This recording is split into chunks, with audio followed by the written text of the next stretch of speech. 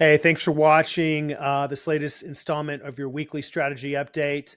We're going to cover a market recap of rates in just a minute. Been kind of another wild ride for rates this week. But before we get to that, we're going to cover the latest value from Donald Miller's Business Made Simple book that I'm currently reading. I love.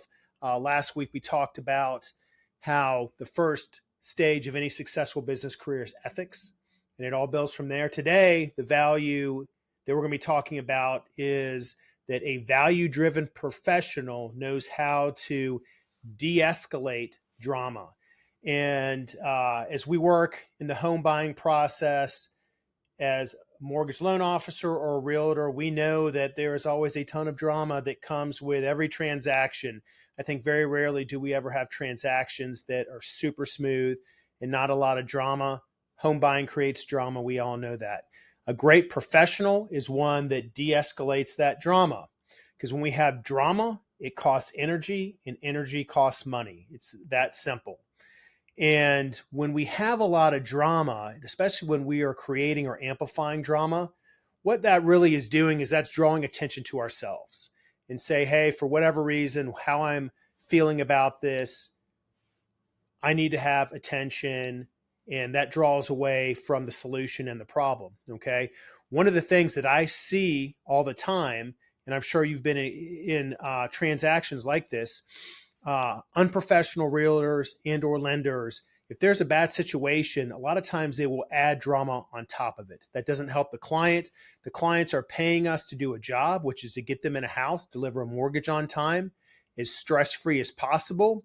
And no matter how bad the situation is, we've got to stay cool, because as soon as we panic, if the client is already panicking, they're going to absolutely go into total freak out mode. If they're somewhat concerned and we panic, they're going to go into panic also, and that's just going to make everything worse. So drama is just a lot of times an overreaction to a problem. Not that problems aren't high stress, they aren't levels of, have to have concern, but we need to keep a check on our emotions to provide a solution.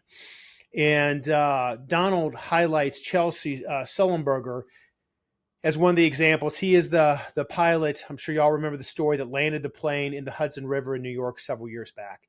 And he stayed super calm, super cool under a tremendous amount of pressure and saved 150 lives. Very simple. No matter what situation we're in, and I know that worst case scenario, we could have unhappy clients. Someone could even lose their earnest money, which is not great.